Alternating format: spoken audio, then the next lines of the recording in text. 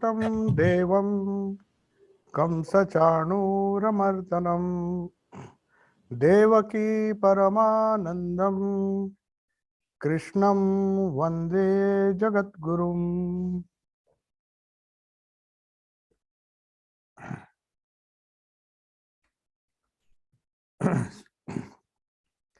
So we are meeting after a long time. We were discussing the 23rd verse. We have already discussed that of the 10th chapter of the Bhagavad Gita. So we were discussing the vibhutis or the glories of the Lord. So the different things of Prakriti, the different aspects of Prakriti, and the different beings, the different inanimate as well as animate objects, they reflect partially the glory of the Lord. Then what's the fun? I mean, if the Lord is much more beyond all these glories which are revealed in nature through His power, then why do we have to single out certain people or certain beings? The idea, the Lord says, is that the greatest among each species, though this is not an exhaustive list, there are so many beings, but there are some beings, special beings like human beings, there are devas, there are adityas. So our scriptures talk of many beings, both subtle, gross beings like animals. We have uh, we have animals, we have plants, then we have inanimate objects like mountains. There are so many wonderful creations of nature, animate as well as inanimate. But among them, there are some beings, some objects which are greater than all the objects in that same species or the same category. For example, among mountains, there is one mountain which supersedes, which is more important than the other mountains. Among all the Adityas and among all the Devas, among rishis, among men of knowledge, among the forces of nature. So Prakriti has, Prakriti's glory is reflected through everything because God is all pervading. But we single out because Arjuna here wants to know in what way the Lord Ishvara is different from the Jiva. That is his fundamental question, though he does not ask it specifically. But the Lord, out of his compassion, says, I'll show you a glimpse of my glory, just as wealth distinguishes the wealthy man. You see, the wealth that he possesses distinguishes him from other men. Otherwise, what is so special about a wealthy man? There are other people who have different amounts of wealth, but some billionaires, some richest people of the world are appreciated or admired by people. Though it's a gross way of appreciation, but still they are appreciated. And it reflects partly the glory of the Lord. Though they, wealthy people, may think that is their glory, but it's the Lord's glory. So to bring some kind of humility in the minds of Arjuna and through Arjuna, through to all the other aspirants, even Arjuna should not think that he is one of the greatest generals. So he will name that maybe in you the glory is reflected more than all other generals, but that doesn't mean the power comes from me. You have to understand this. The Lord is the controller. He is the Maya Dhisha, the controller of Maya, the controller of Prakriti, the controller of Shakti. Dhisha means one who controls, Adhisha, Maya Adhisha. So Ishvara is also known as Maya Dhisha. That is one of the words which is used in the Gita. So here we discussed in the verse 23rd, which I'll just recapitulate before going to verse 24, that Rudranam Shankaras Chasmi Vittesho Yaksha Rakshasam Vasunam Pavakas Chasmi Meruhu Shikarinam Aham. Shikarinam means among all the peaks. Now, what is so special about this? I discussed this in the previous class. Rudras, according to our scriptures, this is what our Shastras say, our Puranas say. Gita is not just the essence of Vedanta or the Upanishads. The Gita is also Gita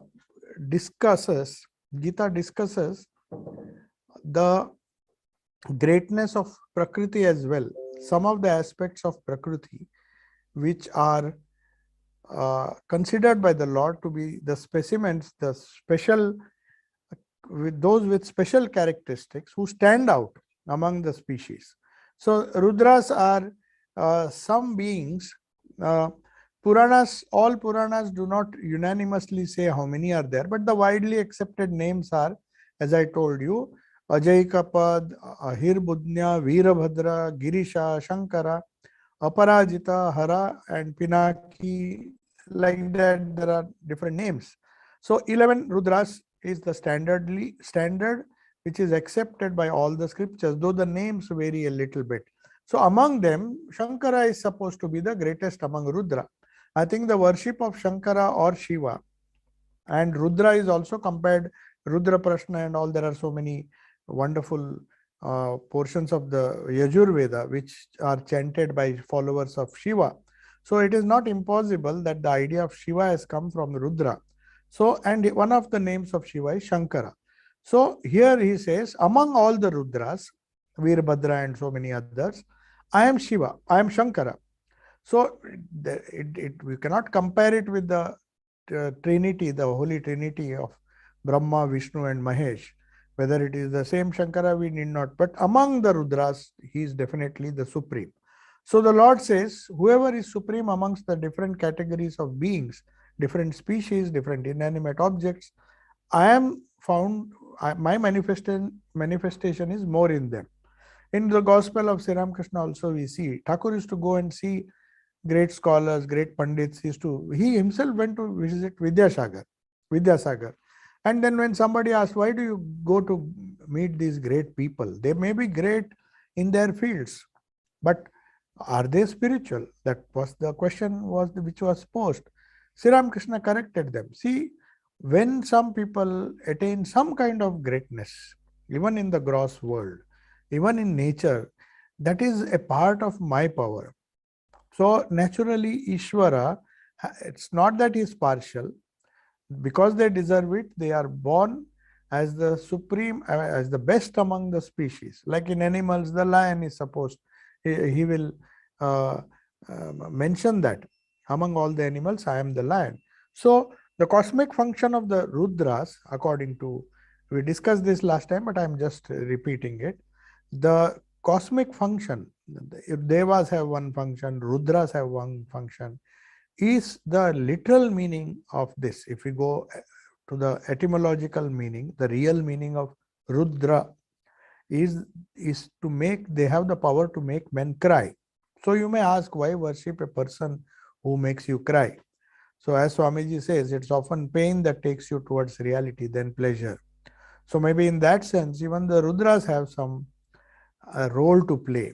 So Shiva comes, why does Shiva destroy? That is the question asked. If he's a god of destruction, if he's terrible, and with the help of Kali, he destroys the whole universe, he destroys the gross to give you the knowledge of the pure Brahman, pure existence. So each aspect of God has a role to play. So here, the role of Rudras in different 11 Rudras, which we just now saw, is to make men cry. Cry means to suffer misery, so that they understand the true significance of life. In reality, what does life do? What is the goal of life? Is it pleasure or is it shreya, knowledge? Knowledge that leads you, frees you from bondage. So crying of the people is, but crying in the sense, any kind of sorrow in particular is always for some kind of gain in prayer or shreya. That's the idea here. If people cry, as Thakur said, some people cry for money, if they lose money. People cry for so many things. They cry for their wife, their children. So why not cry for God? If you cry for the worldly things, people cry for various reasons. And the role of Rudra is to make you cry, so that you try to get the higher at the cost of losing the lower. So when you are crying because of some pleasure has gone away from your life, prayer, then slowly Nachiketa is told by Yama that one should go after the Shreya, that which is good, even though it is unpleasant, you go after it. That is Shreya, that is good. So the characteristic of Rudras is to make them cry for Shreyas. So Rudra and the Ishvara, when he comes as Shankara, he makes you cry in a gross way, but gives you in its place Shreya. He takes the prayers away from you and gives you Shreya. The pain of losing the prayer is compensated by Shankara by giving you Shreya.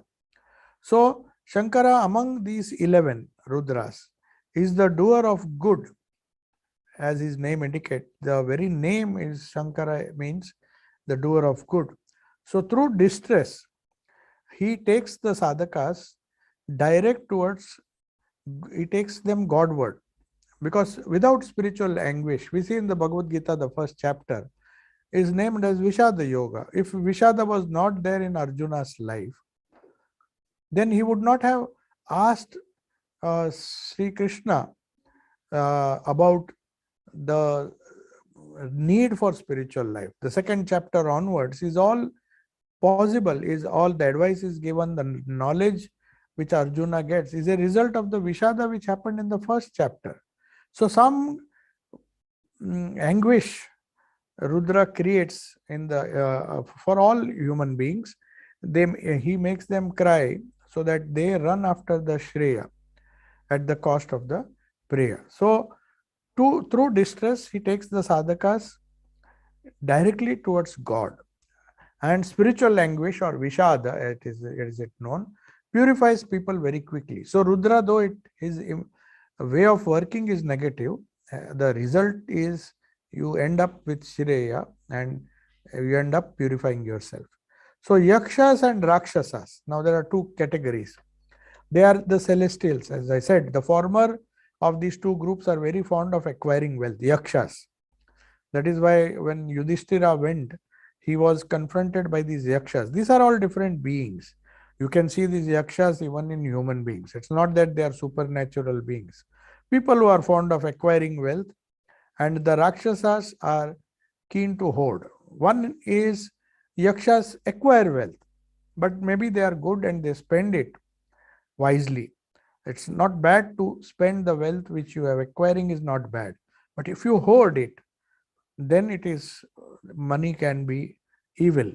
So that's why Sri Ramakrishna could not hoard anything. He simply gave away because he could not want the burden of hoarding. So then we discussed how the Kubera was there, the Lord of fabulous wealth whom we worship. All these ideas, the Kubera and all those things, they are not cock and bull stories. You see, they convey a spiritual idea. And whoever among men strives for on right lines and saves money becomes a yaksha. Yeah. So whoever among men strives for on right lines, means following dharma, the path of dharma, though of a transitory nature, he wields power. Somehow he wields some power by, and therefore it's a glory of the Lord. So rich people are not necessarily evil if they use it for good purposes. That is the idea conveyed here. And the Lord says that Mathur Babu, for example, he did so much, of course, because he was inspired by by Sri Ramakrishna. Sri Ramakrishna forced him to do so much of charity. So in the end, he ended up spending his money wisely, though he was not very keen to do all these things. But because of his guru, Sri Ramakrishna slowly converted him. And instead of hoarding money, he ended up spending the money. Rani Rasmani, she built a huge temple. Even today, it is the source of blessing for countless people. So that is how this money, Yakshas and Rakshasas. Yakshas are those human beings. We can compare them with beings who create wealth, which is not bad, which is not bad from the relative standpoint, than Rakshasas who are acquiring money to hoard it. So it is better not to become a Yaksha than a Rakshasa. Both are equally inferior. So similarly, we have this two categories. We have Vasus. Among the Vasus, he says Pavaka. Vasus are different forces of nature. They are the personification of different forces of nature. And these Vasus are 8 in number. They are land, water, fire, air, ether, moon, sun, and star. They constitute the whole gross structure of nature. So that is how Prakriti has been represented. Whatever is there in Prakriti, you see, everything is covered. Land means Prithvi, water means liquid, all liquids, water, anything that is flowing, that is watery, is included in water. Then there is fire, that is energy, air, the ether is the space, moon, sun, and the stars. That constitutes the whole universe. I mean, the visible universe that we see. There are other objects, but these are the broad classifications. They are known as Vasus. So, who are these Vasus? They are the personification of all these inanimate things in nature. Of this, Pavaka, Pavaka, Pavaka is the origin of Pavaka. Pavaka is, or the fire, assumes various degrees of heat or warmth. And it is very essential because for us, the sun, though sun is there, but still it is the fire that we see in the universe, the energy that is sustains life in the universe. So even the Agni in the Jatara Agni, that's why they call digestion, the force that keeps a human being alive. It is the food that we eat. So Anna is also considered as Brahma because of Anna and because of the Jatara Agni. It is a Agni, the power that digests our food. So that is also mentioned. So any kind of fire is a special manifestation of Ishvara or the Lord. Now we come to the Mount Meru. Why Meru is considered to be the most supreme among all the different mountains. There are Himalayas, there are many, but Mount Meru, because of its unique position. You see, all these things have a figurative, I mean, you have to understand, Mount Meru is, of course, in height, if you see, the Himalayas are much higher. I mean, in height, Mount Meru is not, but Mount Meru is a special place. It is the axis around which all the heavenly bodies rotate. That is what is believed. It is supposed to be dividing North India and South India. One has to cross the Meru. That was the myth belief. Agastya Muni crossed Meru. If you cross Mount Meru, then you are in the south. So even Rama, everybody had to cross this Meru. That means if you divide the whole earth into southern and northern hemisphere, that's what they believed, Mount Meru is at the center. And they found that if we go to the top of the Mount Meru, all the heavenly bodies, they seem to be rotating around its axis. Now, how far it is true as far as cosmology is concerned, I don't know. But it is an allegorical representation of the spinal cord. It is also known as Brahma Danda, the spinal cord in the human structure. So the science of yoga extols it, they glorify it as the golden Sushumna from which all forms of sensations emanate. It is consciousness that gives it the Sushumna its brilliance. You see, all our nervous energy is, as it were, the focus of all our nervous energy is in the spine. That is what our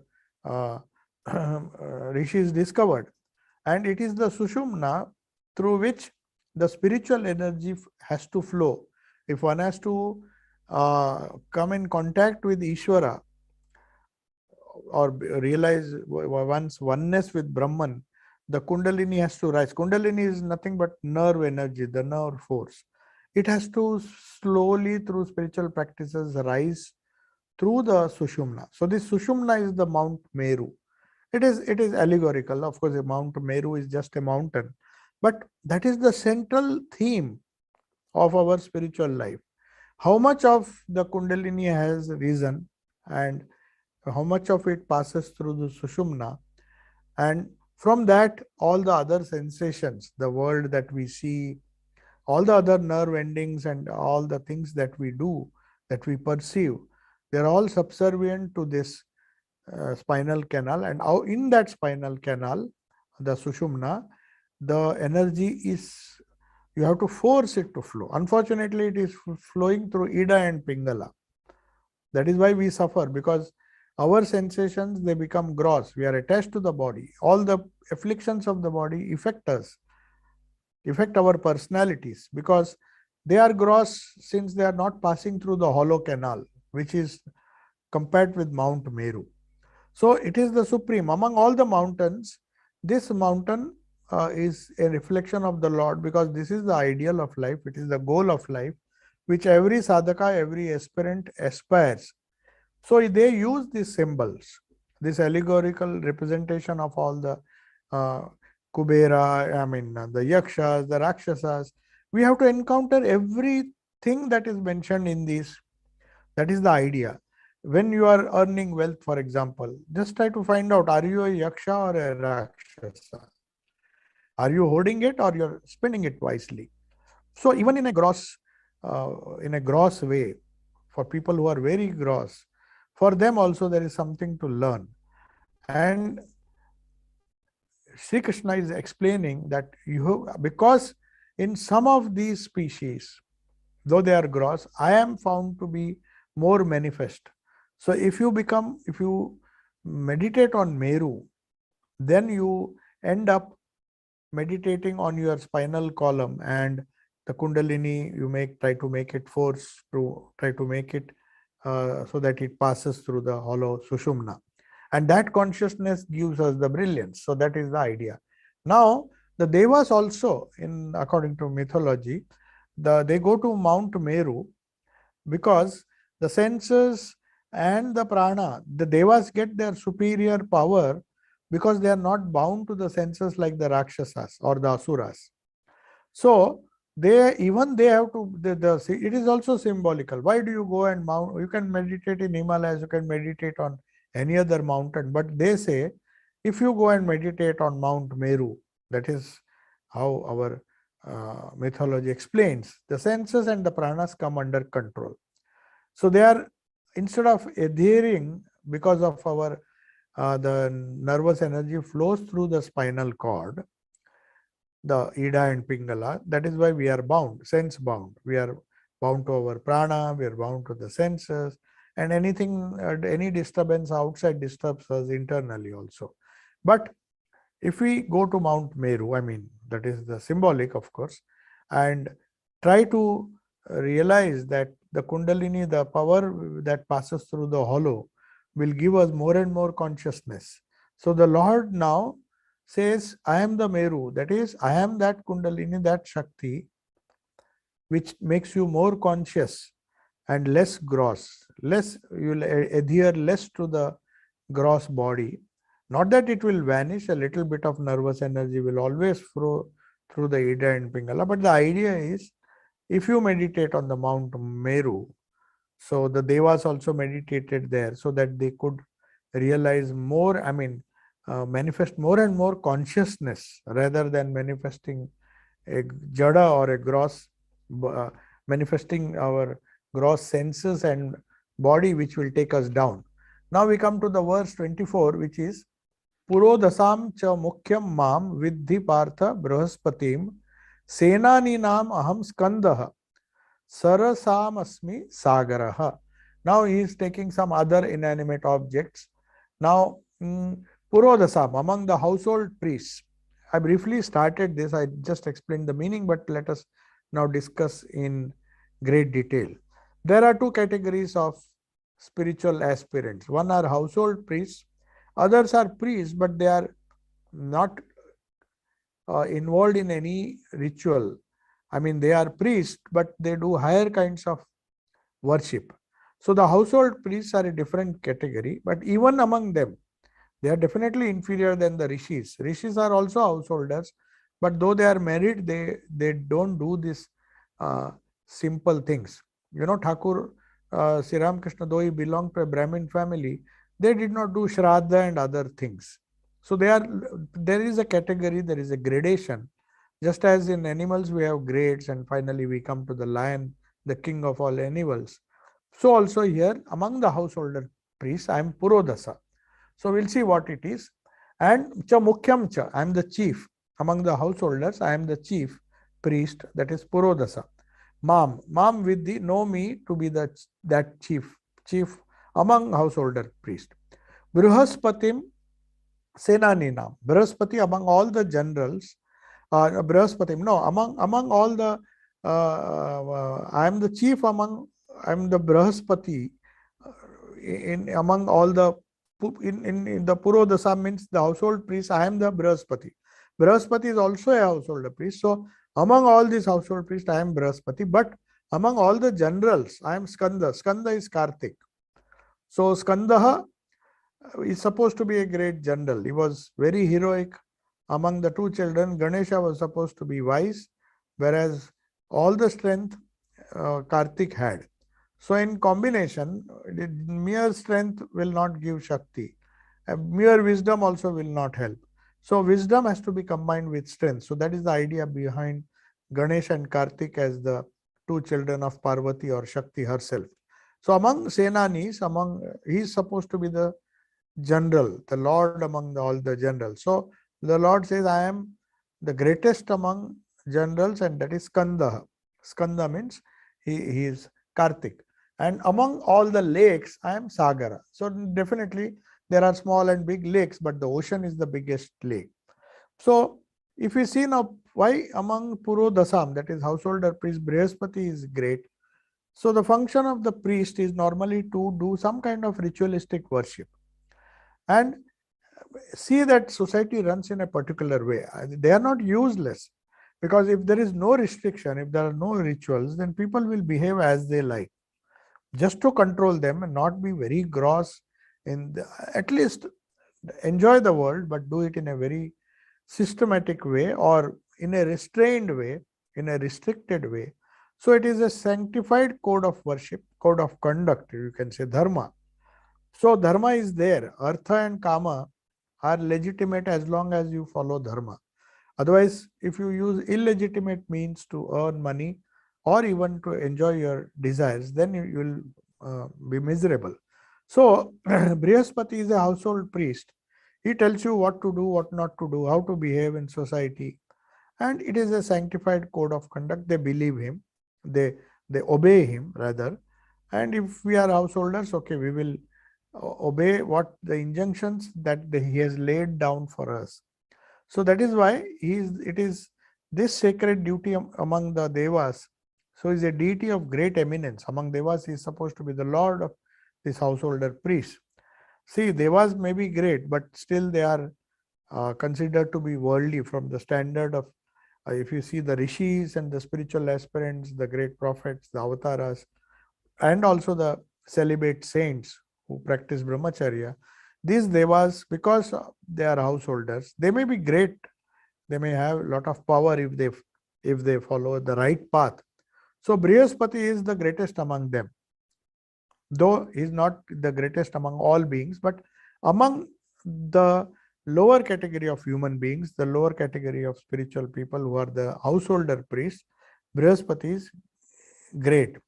So seekers of learning and those who want worldly wisdom, they pay homage to Brihaspati.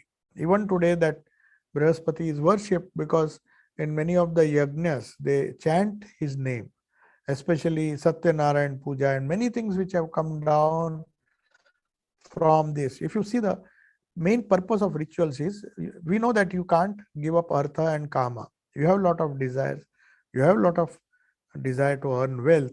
Okay, do it according to the injunctions laid by the householder priest, that is Brihaspati, just to control. So he is definitely endowed with some attributes of Ishvara. That is why he says, among all the household priests, I am Brihaspati. Now, Godhood can be reached only through right understanding and right execution. See, we have to understand, but we have to put those ideas into practice. Swamiji says, Hindus are very, very good as far as the philosophy is concerned, but as a race, we are very impractical. He says, the deficiency of the Greek culture is that they love arts, science, and many of the things they have developed which will benefit humanity. But unfortunately, the Greeks were pleasure loving. Because of that, they all used all the knowledge they had. The love for art and culture degraded, and they that is the negative side of Greek culture. But Roman culture also, they are very disciplined, very good in administration. They gave the whole world politics and administration and all those things. But they had when power comes, when politics comes, when administration comes, there is a defect. And that defect is cruelty. You tend to be cruel. When you get power, you are merciless. You lose your mercy, because in the desire to hold on to power. So he says the Roman civilization has that fault. Indians, what is the fault? Indians were well known for their philosophy, which made them spiritual, but unfortunately, they were not very practical.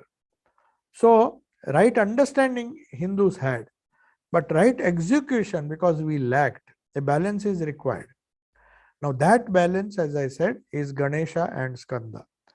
See, all this, it's not haphazardly decided that Ganesha, Parvati has two sons. If you want Shakti, you have to have wisdom, right understanding, which is represent. That's why when we start our spiritual practices, we don't, of course, worship Skanda, that because we don't have a battlefield to conquer or battle to conquer, but we don't have to fight a battle to conquer.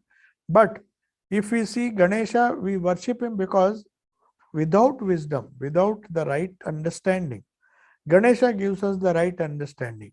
Because even the best of philosophies or best of spiritual practices, if we have a wrong understanding, so right from beginning, we will make mistakes. So that is why in everything, even in secular worship, even in puja, first you worship Ganesha and tell him, please let the understanding of my effort that I am doing, whether it is spiritual practices, earning money or anything, please give me wisdom so that I go on the right path. Then we can pray to others to give us power, to give us execution. So there are two sons of Shiva or Parvati, that is Ganesha and Skanda. Skanda means Kartik. So he is also known as Murugan in South India. So his second son Skanda is the best among all the generals. So Shiva's Bhutagana, he has a huge army. So the demons used to now and then attack Vishnu, and they were very powerful. Asuras, evil people are normally very powerful in this world.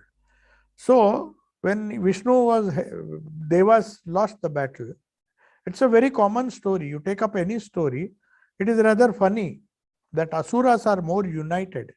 So they always used to conquer, and poor Indra used to lose.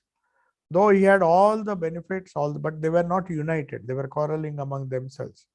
So finally, when they are losing the battle, they go to Shiva. That is a very common story. Many times it happens. The Vishnu himself, then he says, okay, now you go to Shiva. I can't do anything. You people have spoiled yourself by drinking too much. These Devas, normally they lose the battle. You may wonder why Asuras, because Asuras have that kind of unity. Though they are evil, they are determined. So to win over these demons, to win the battle, Devas run to Shiva. Then of course Shiva is very, very liberal and he even takes the poison, Nilakantha. All the poison he took, and then he said, okay, now you go. You go and fight, he will give some boon. Of course, sometimes even the Asuras went to him and got some powers, but somehow mysteriously Vishnu came and saw that they don't use their powers. Sometimes they understood that every time we defeat the Devas, they go to Shiva. So in advance they went to Shiva. And Shiva is so liberal, he will help all. He won't distinguish between Devas and Asuras. If Asuras come, that's why he is known as Ashutosha. He is very much pleased by devotion. So even if an evil person prays to him, he will give him whatever he wants. He doesn't discriminate. That is his broad nature. So that's why many devotees, they feel Shiva is more close, because they say, okay, we have these defects. Maybe Vishnu is more demanding. He will ask us to practice all these things and then come. But Shiva will not ask. If you are devoted, that's how Ravana and all those people got power, because they worshipped Shiva.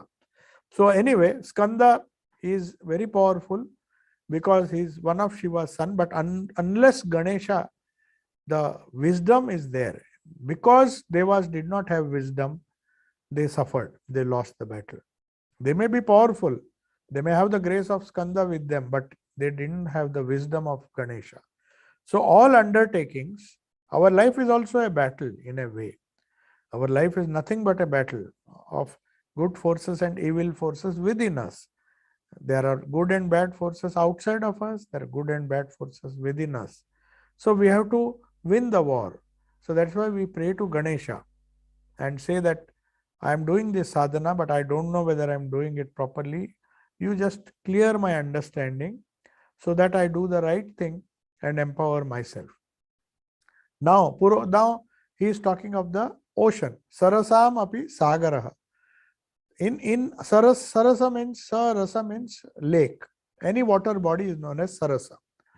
So any ocean is definitely bigger than any lake, however big the lake may be. That suggests the infinitude of the Lord.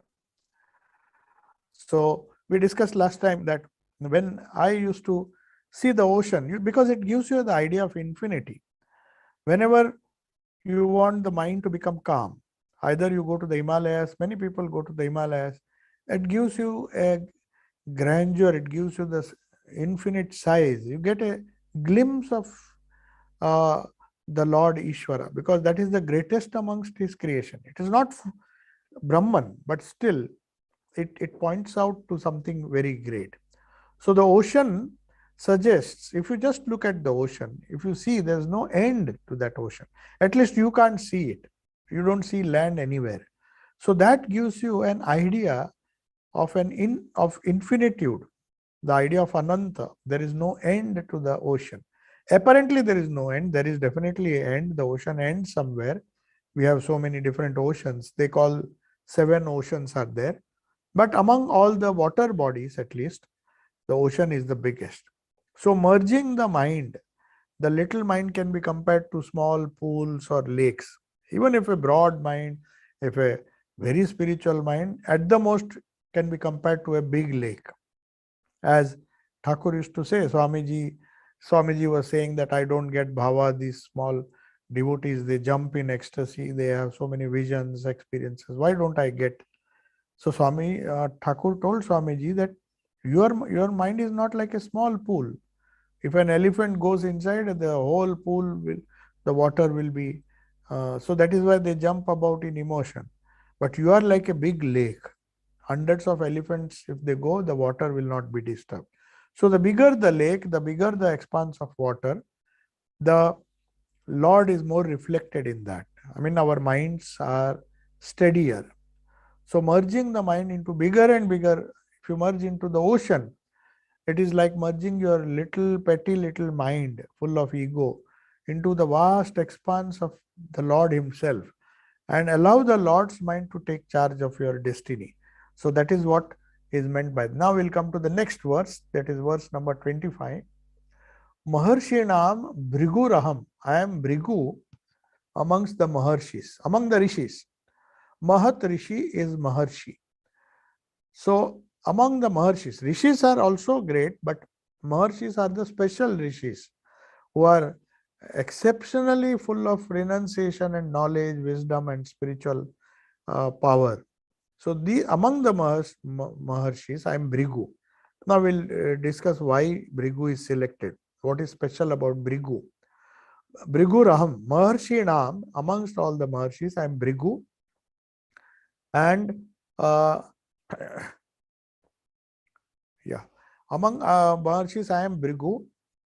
Yagnanam Japa Yagnosmi Sthavaranam Himalaya. This is the 25th verse.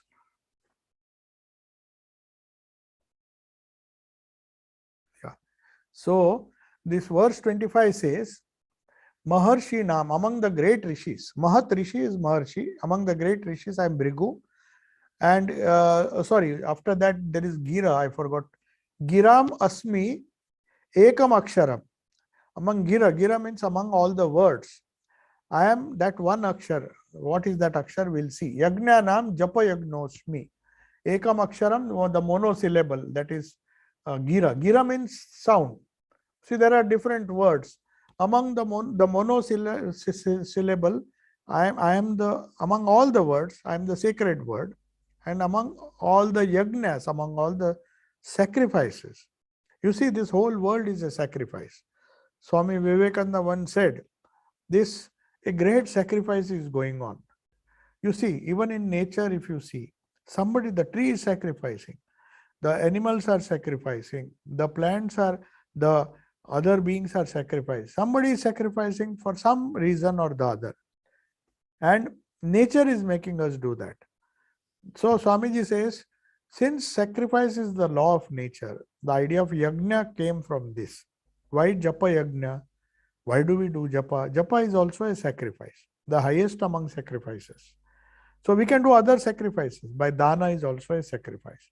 We earn money by our effort and then donate it. That is the lowest sacrifice. Anna dana, prana dana, vidya dana, then prana dana, and then adhyatmik dana. That is japa yagna. So among sacrifices, I am japa yagna, the sacrifice of silent repetition of the name. So japa is supposed to be done silently, not loudly, then it will become any other yagna. And sthavaranam, among immovable things, I am the Himalaya.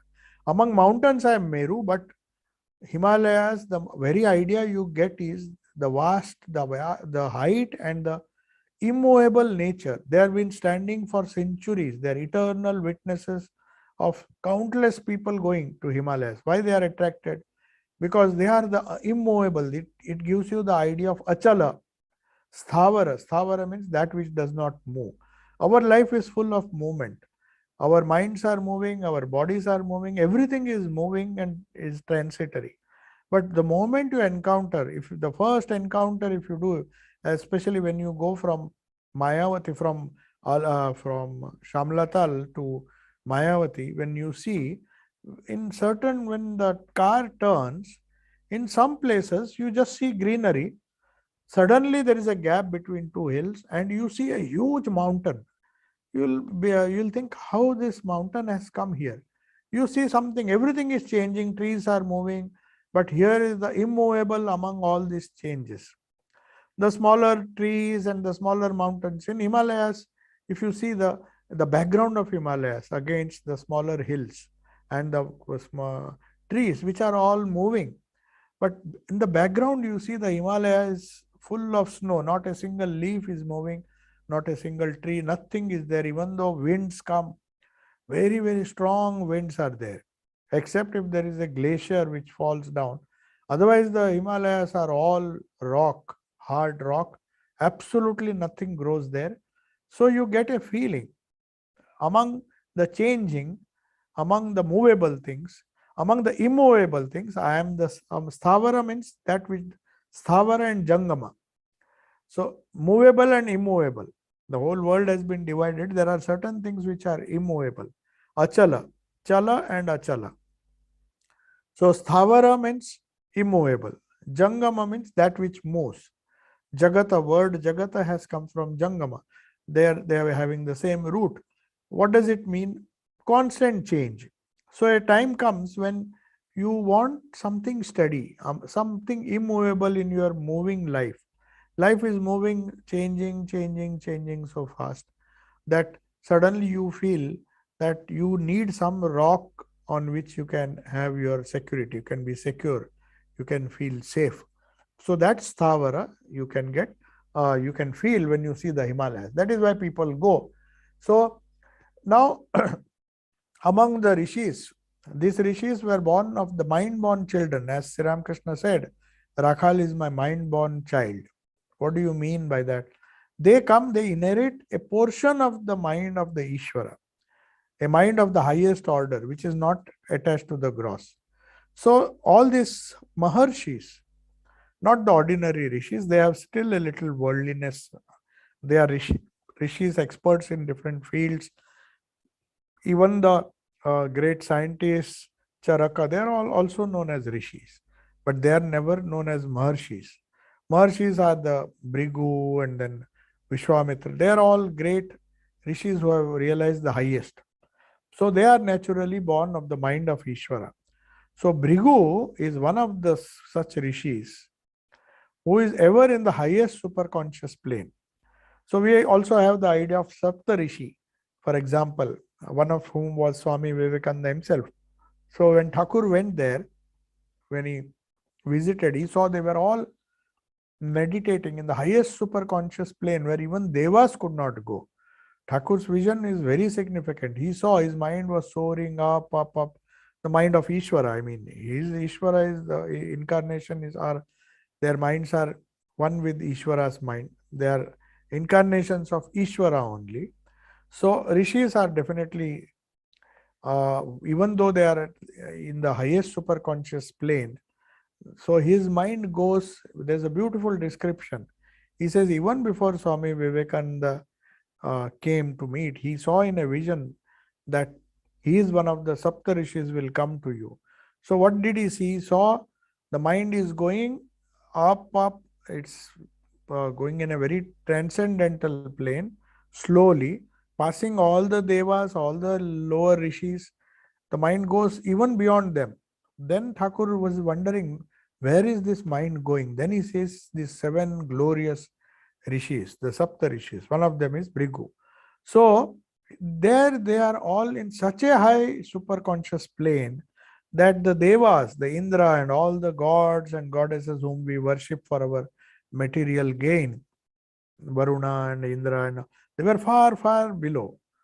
And these superconscious, the Lord's glory is revealed most to these Maharshis. And among them, Brigu is one who doesn't come down. He always remains in the highest superconscious plane. So that is the highest manifestation of Ishvara. So he says, if you want to know the mind of Ishvara, meditate on the mind of Brigu. That's the idea. The vibhutis, all these things. Now, constant utterance. How to attain to that divinity, that superconscious. Constant utterance of Om. Monosyllable means Om is supposed to be monosyllable. The most sacred akshara among all the gira. Gira means among all the uttered words. Om is the Shabda Brahma. So Shabda Brahman means Brahman, if you have to grasp through sound, among all the sounds, he is Om. So he says, among all the sounds, I am Om. Om is the best representation of the Ishvara or the Brahman himself. So most sacred symbol of Ishvara, sound symbol, is Om, and constant repetition. So all mantras, in fact, have Om in the beginning. There's hardly any mantra which doesn't have Om. Because this monosyllable, holding on to this, because from the sound, this creation has come. This mantra has, it's not just a technique which is just found out, by some rishi and then he said, okay, you do it. It's the Lord himself who has inspired. The reason being is, if creation has come from, the Brahman has come as Om, the first sound, then the sound manifests itself in different sounds, and Padartha, that is the matter, comes. That is the great science of sound. Sound divides itself, as it were, into other gross sounds, and they represent certain objects. And there is a theory, even in the Bible, in the beginning was the Word was with God, and the Word was God. So God himself manifests as the universe through Om. That is the idea. So why do we chant the mantra? We chant the mantra because Om brought us to this miserable state, gross state. So the only way to go is go back the way we came. We were one with Brahman. Our true nature is one with Brahman. But unfortunately, through Om and through all the other words, all the stupid words that we hear day and night, we manipulate. We live in a world full of words, at least the human beings. So all these words make us more and more confused. So the idea is to follow the reverse process, to go back to that single syllable, which is Ishvara, Om, and then that Om will one day suddenly reveal that great Brahman, that Ishvara whom we are worshipping as our Ishta. That is the idea. It is the sure means of reaching that divinity. It is equivalent, Om is equivalent to Brahman or equivalent to Ishvara. That is why among all the words, I am Om. If you understand this, then all our japa sadhana gets a wonderful meaning. It's not just an arbitrary sadhana which has been told like other yogas. We just have 2 minutes, we'll just finish this. Now, it can be performed anytime. Then that is this japa yagna. Why yagna among the mental repetition, which is known as japa yagna, has been glorified here because you can do other yagnas. You can do dravya yagna, that is offer fruits, offer so many things, puja and all those things we do. We also do seva, lot of seva. That's also good. That is also a yagna. But they are all gross yagnas. But the highest yagna, which can take you directly to Ishvara, is the japa yagna. It can be performed at any time, any place, any location, in the midst of all activities. This is the universal benefit of following japa yagna. You can't perform rituals when you are in a professional setting somewhere. You can't have all your puja vessels and all the ritual. The more ritualistic you become, then more specific your puja is, specific to time, specific to place, then you find it very difficult. But japa yagna is something you can do when you are traveling, when you are working, anytime you go on repeating. So that is why the Lord says, among all the yagnas, far superior than all the yagnas, because it can be performed at any time in the midst of all other activities in combination with other activities, and it does not harm or hinder anybody. See, Nachiketa's father, when he did all this dana and then puja, so many people were involved. And some of them were unhappy also because he gave away bad things. I mean, cows which were not yielding milk. So there can be some faults in the rituals, but there cannot be any fault because you are doing it mentally. Of course, you have to repeat the mantra as it is given by the Guru, but it does not cause any hindrance to anybody. Even when you are traveling somewhere, I mean, not driving, of course, you can't drive and do mantra. There are some activities you can't do along with mantra, but most of the time where we do many of the activities without our conscious mind, you can consciously do this japa, and the Lord is present at that very moment when you are performing the action, because japa yagna is among the shrestha among yagnas. So the more japa yagna you do, the more you are connected to the Lord. That is the idea. Now we come to the last. If you see the whole moving beings, that is vegetable or even animals, and to some extent vegetables also, they also grow. But there are among sthavara, among jangama, there are so many beings. We are not discussing even pavaka, the wind. But some solids, they are the most immovable things in the universe. So can we not see the glory in them? There are stationary lives, very stationary. Like you find some people, very steady people. They are not, even in nature, you appreciate somebody who is a dhira. Dhira means one who is absolutely steady, who doesn't waver. His mind is steady, his personality is steady. So you appreciate. Nobody appreciates a monkey, but they appreciate a lion because of its grace, because of its steadiness, because of its very nature, which does not allow it to be restless. That is why steadiness is appreciated. Kaschit dhira antaratmana maikshat. Yama tells Nachiketa, only a dhira can become spiritual.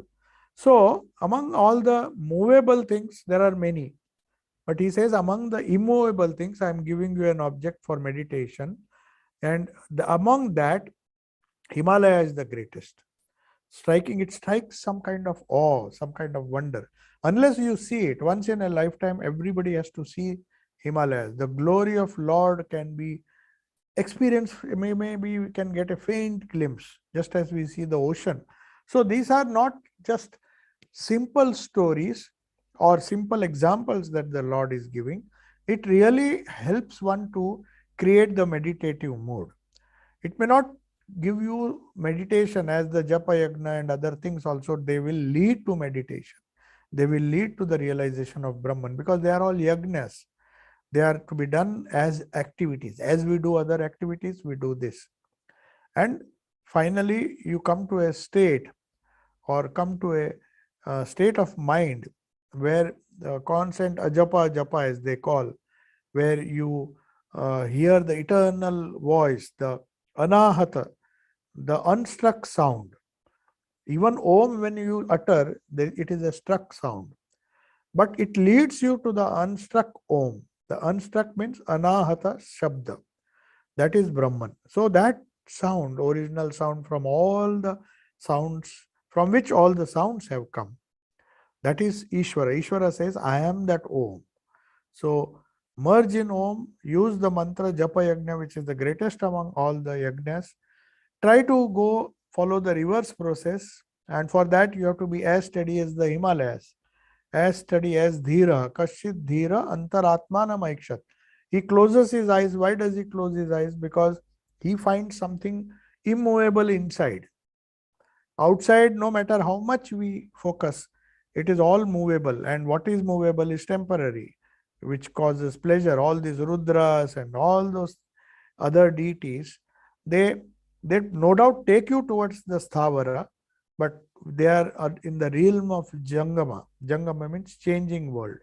So to give up the changing world, the Lord says you meditate on Himalayas, you meditate on the ocean, you use anything, even the Ashwatta tree, and many things will come. Ashwatta sarva vrikshanam, devarshinam cha naradaha, gandharvanam chitraratah, siddhanam kapilo munihi. Now this will require a lot of description. We'll close with verse 26, which we will discuss in the Saturday next, the alternate Saturday. Next Saturday is, of course, the talk on Vedanta and the science of human resources. So we have clubbed these two together. Unfortunately, today I suddenly realized the class is at 5:45. Our normal class is at 7. So I will conclude now. If there are some questions, I will let us briefly discuss. I'm sorry I could not inform you in advance. There were some visitors here, so I just could inform you just 15 or 10 minutes before. So anyway, if there are some questions, you can just ask. Otherwise, we will take leave. We just exceeded the time by 5 minutes. So Maharaj, can we conclude if there are no questions? There is one question. No, there is no question. Somebody has made some remark in the chat. That is fine. So shall we conclude? Yes, Maharaj. Most welcome. So we will meet on the next Saturday. Not the next Saturday, the Saturday next to the next Saturday. 28th May. Okay. Yeah.